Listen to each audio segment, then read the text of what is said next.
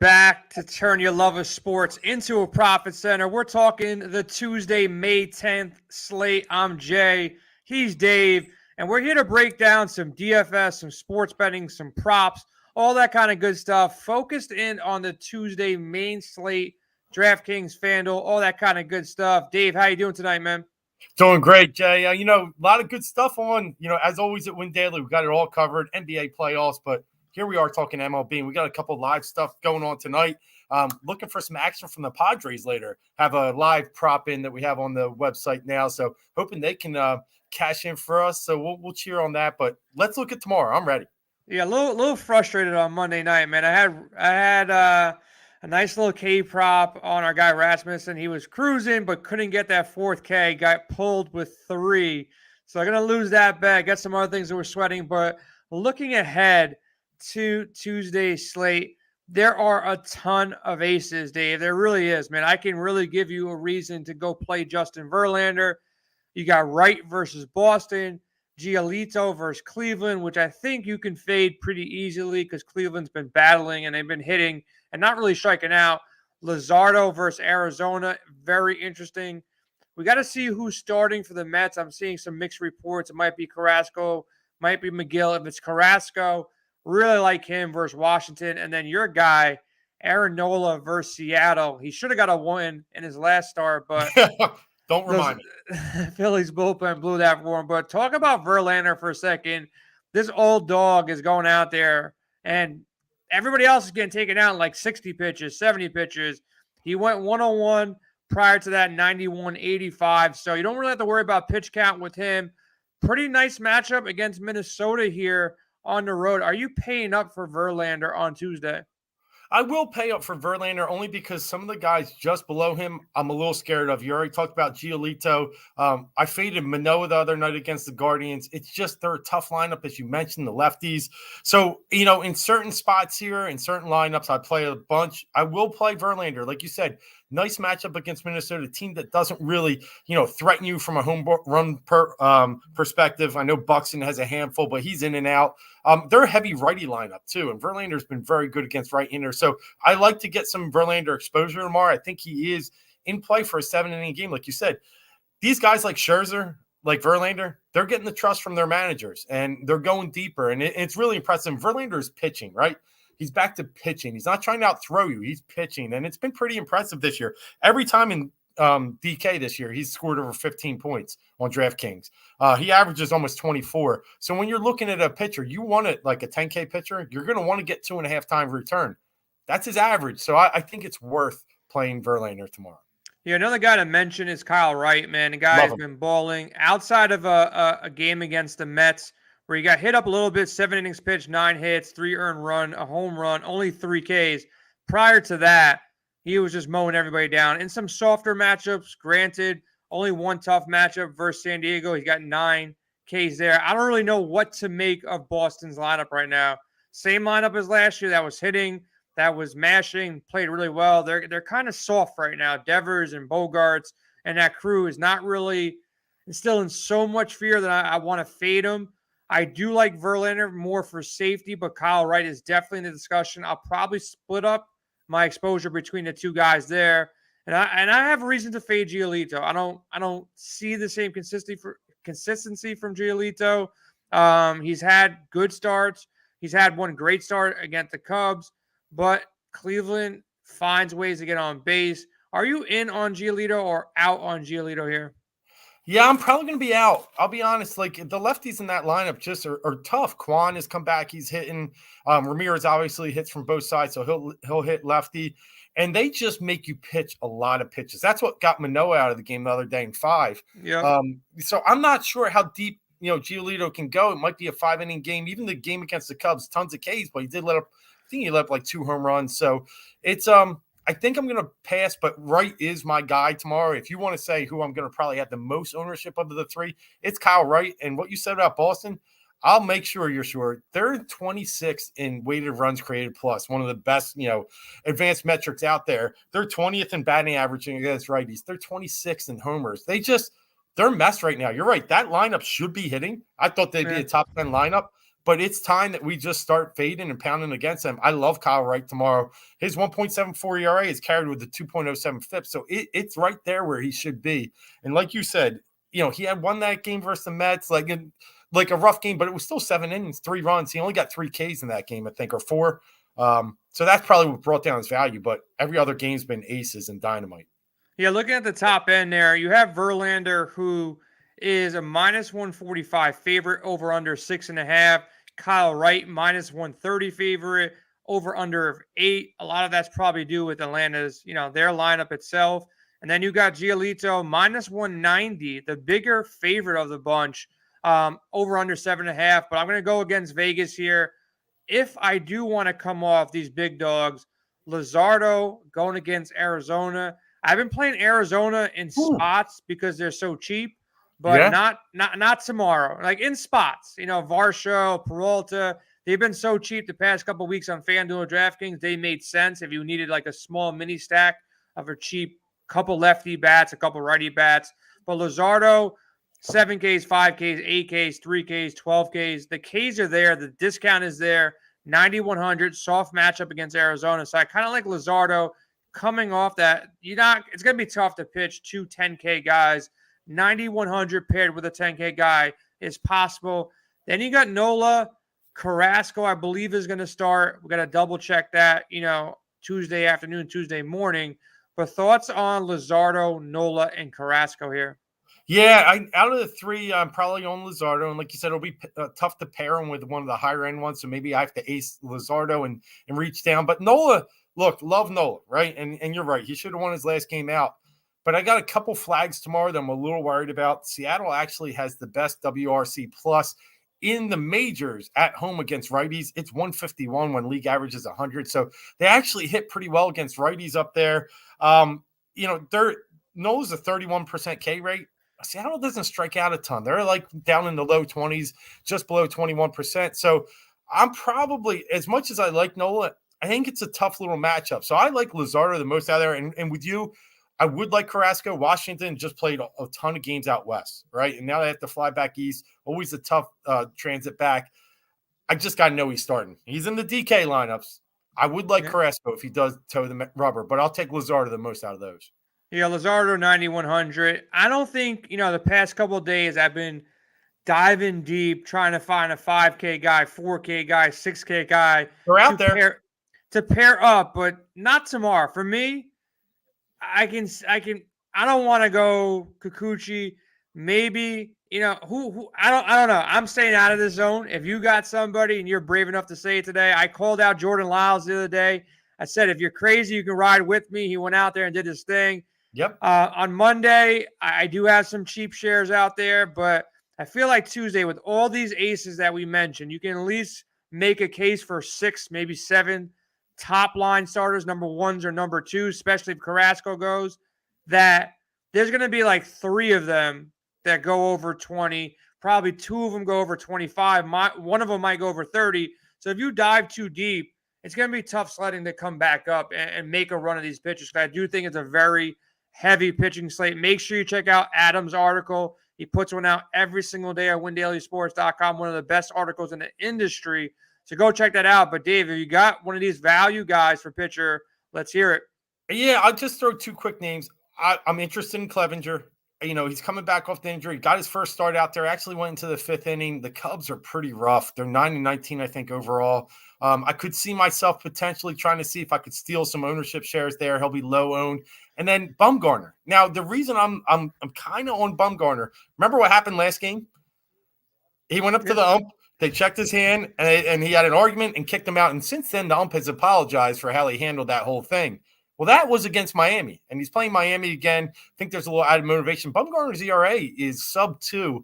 Now, he's not putting up Ks. He's not putting up a ton of points, but hey, 6,400, you really just got to give me 17, 18. You got to give me 5 innings, 3, 4 Ks, 1 run, 4 hits. It's something I could see potentially me getting a little Bumgarner just for the motivation factor. I'll tell you this, man. You just sold me. You sold me on a share or 2 of Bumgarner. Like you said, he hasn't been bad. And he's definitely got that fire within. And Adam was talking him up early in the year, and he was trying to sell me early. I'm like, no, I'm not there. He's like, look, the velocity's up. I'm like, I'm not there yet. And he had a rough start. The first one, 5.8, 9.1, but the last three, over 14, and all three of them at this price tag. I like that call. I will have some shares. I'll endorse that play. Now, talk about the stacks. Corbin has been better. The Mets have been hot. And I just want to say this. I'm not a big BVP guy, but I'll take a look when I have these in-division games where I know they got a bigger sample size. 11 for 32, 4 home runs for Alonso. JD Davis, if he gets the start, he's going to be super cheap. 10 for 30, 4 home runs. Escobar, 3 for 10, home run. Marte, 8 for 28. Lindor, 5 for 17. McNeil, 5 for 21. Some pretty good numbers throughout this lineup. Kind of worried about Corbin here, and I think the Mets can get to him. So I think he is one of my gas cans of the night. I can mention a couple of them, but I do like the Mets going into Tuesday night. Cardinals are versus Bradish at home and the Be More bullpen. That's a nice combination. And then the Giants, the team that nobody wants to play. Even our guy in Discord, who's a huge Giant fan, and I'm calling you out, Matt, he doesn't even play them. And he watches them. He loves the team. They got Senzatella at home, and there's some cheap bats out there too. So I found not only can you stack potentially the three best lineups with the best matchups, but there's value on all three of these teams on DraftKings. So I really like those teams. Dave, top stack, top gas can. Who is it out of this bunch? It's probably Bradish for me and the Cardinals. I mean, I like where you're going with the Mets. I think that could be a sneaky stack. In division game, they have a lot of familiarity with Corbin, and he stinks. Now, I know he had like one decent game recently, but I still think the guy's just lost his velocity. And from there, he's lost his control a little bit too. He's nibbling. So the Mets, we've seen, they do hit left-handed pitching pretty well. So I would like the Mets, but I'm going to go with St. Louis. I just think Bradish is just probably the worst pitcher on this slate. I know you got, who's coming back. There's one under him at 4K right now, and that's Wade Miley. So you could think about San Diego a little bit too. I didn't dive that far down on this slate. That's Miley going against Machado. You have to hit the lock button, at least on Machado, because he's going to be hitting 400 before we know it. Like in another couple of days, he might creep up over 400. So San Diego definitely a play. But talk about St. Louis here. Yeah, just St. Louis. I've kind of highlighted them with some of my articles. They've scored more than 7 runs in like 40% of their games, and they've scored less than 2 in the other 40%. There's not much in the middle. Either they hit or they don't. But when they do hit, they really string things together. And versus Bradish, I think there's a good possibility. I like guys at the top of that order. Obviously, Goldschmidt and Arenado, everybody's favorites. But when you look at Edman leading off, he's always a nice, sneaky little player that you can get some stolen bases out of too, which are critical in DFS. And then you go a little deeper. Dylan Carlson's starting to hit. And you're getting him for a cheaper value. He's one of those guys, the Cardinals system that's a young prospect that they loved last year. Had a decent year, but he's starting to come to his own this year now that he's come back off injury. So a few of those guys, I think the Cardinals really can stack a good left-handed lineup against Bradish. But going back to San Diego, they're second against left-handed pitching in home runs. They're like 9th in WRC plus. They're like 10th in batting average. So really good chance there too. And like you said, Machado, he's almost 500 against lefties. I think he's 488. It's crazy. It's crazy. Yeah. Like whatever the prop is on total bases on Machado tomorrow, I'm definitely locking that up. I took it yesterday. Like Miley. Yeah, I had it yesterday too. And I actually got a good number on his home run. He didn't hit the home run, but he cruised over.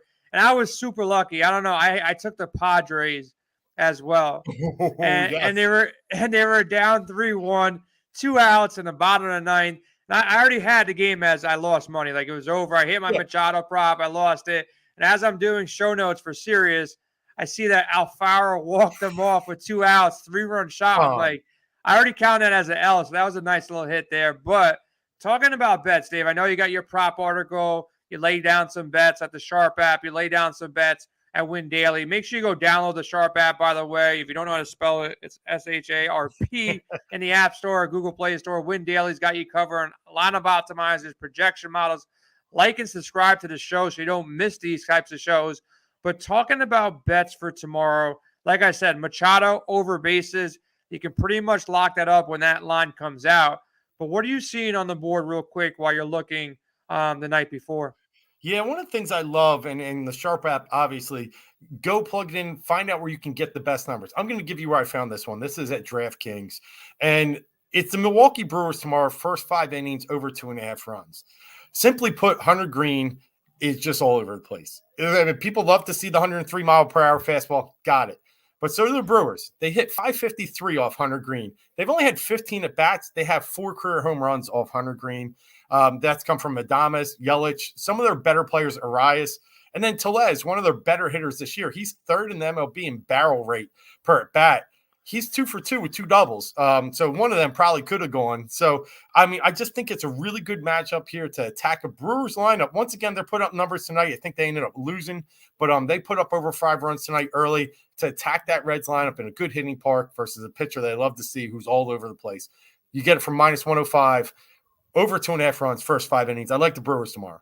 Yeah, I think the Brewers in a good spot to win that game as well. I think the Yankees, they're going against Kikuchi. Yankees been they're just kind of like, I really would be upset if it's a Mets-Yankees World Series again. We have to lose to the Yankees because they look really, really good right now, and they're walking teams off every other day. So I think that's a fair line with Severino, even at -145, 150. If you want an early start to your day, I mean early, 1 o'clock on the East Coast, we have an early game. The Athletics, doesn't even make sense how early they're playing, but the Athletics, I believe, are playing at home. They're +100 with Montas going against Skubal. So kind of like that as a nice little play. Anything else on the board for you that you're starting to look at that you think would be a good spot to attack? Verlander versus the Twins, only -145. Kyle Wright, a guy that we like in a spot against the Red Sox. The Braves are starting to hit -130 on the Braves. Thoughts on these other, aces that have some nice fair lines here? Yeah, I do really like the Braves tomorrow. They're starting to, they're starting to play a lot better. Obviously, Cunha back in the lineup is going to do that. He's on a little roll. I think he's on an 8-game hitting streak. They just put up a big number on Sunday. So I kind of like them in that game. -130 sounds like a good price. And, I will touch what you talked about earlier. It's not out yet, but I'm really going to look at Tariq Skubal's K props. Oakland still strikes out at a very high rate, especially against left-handers. Skubal's been pitching pretty well for Detroit. I think that game kind of screams under with him and Montas. The A's career batting average off Skubal is under 100. The FIP is at 1. So they don't really hit him so well. So I kind of, once I see that K prop, if I see around 5.5, I'm in. 6.5, 7, I'm going to have to really think about it. Yeah, so just to recap, some of the aces that we like are Verlander and Wright. We're going to fade Giolito. We're going to load up on Luzardo. We're probably going to fade Nola versus Seattle. Yeah. You sold me on that. Carrasco, if he does get the start against Washington, I'll be on that. And then Bumgarner. If you need some value down there, Bumgarner's in a good spot. Mets, Cardinals, Giants are the stacks that we like. Dave likes the Brewers in the first 5 innings over 2.5. I like the Athletics +100. I also like these aces, man. Severino and the Yankees, I believe, are a better pitching and a better team right now than the Blue Jays. I think the Braves -130 against the Red Sox makes sense. And the Astros, give me Verlander -145. I know Joe Ryan's a good pitcher. Minnesota's been winning games, but without Buxton, if he's not in the lineup, I'll probably jump on Houston as well. Go check out WinDailySports.com. All your needs. Dave does articles. We have a whole slew of guys, golf, NBA, MLB, NASCAR, UFC, and go download the Sharp app as well. Free sports betting content out there every single day of the week. And Dave, good luck with your 76ers, man. I hope they make it to the Eastern Conference Championship. I told Tony yesterday, I said, I think they make the finals. But, it's topsy-turvy. You go from game to game. I thought the Suns would never lose. They're losing to Luka, so we'll see what happens. I told him it's going to be Warriors versus the 76ers. That's where I'm at. You ask me in a week from now, it might be something different. But before we get out of here, your thoughts, how far did the 76ers go, and who makes it to the finals here? It's a great point. The Sixers are playing really well, and it's funny with them. When we think they're going to lose, they win. When we think they're going to win, they lose. So it's one of those roller coaster seasons. They're not a guarantee, but when Harden and Embiid are playing 40-some plus minutes together, they're a pretty tough team to beat. In Miami, I think the Sixers have them right where they want them right now. I do think they get out of that series. Here's the deal. Sixers beat Milwaukee, don't beat Boston. So it really depends how it goes in this. Tonight, Boston looks like they're about to tie it up. So it all depends, but I'm going to say it's Boston and Phoenix. I still think Phoenix is going to find their way out of this. And I think Golden State, I know they're playing well, but man, one cold shooting night or two, and Phoenix can clamp them down. I think that's a tough matchup for Golden State. I agree too. I agree. I a week ago I would have said Suns and Bucks. I might even throw the Celtics in there. So every single day it's a different story. Love the NBA, but looking forward to the MLB. Dave, we're out of here. Go download the Sharp app. Hop on WinDailySports.com. Like and subscribe to the channel. And good luck on Tuesday night.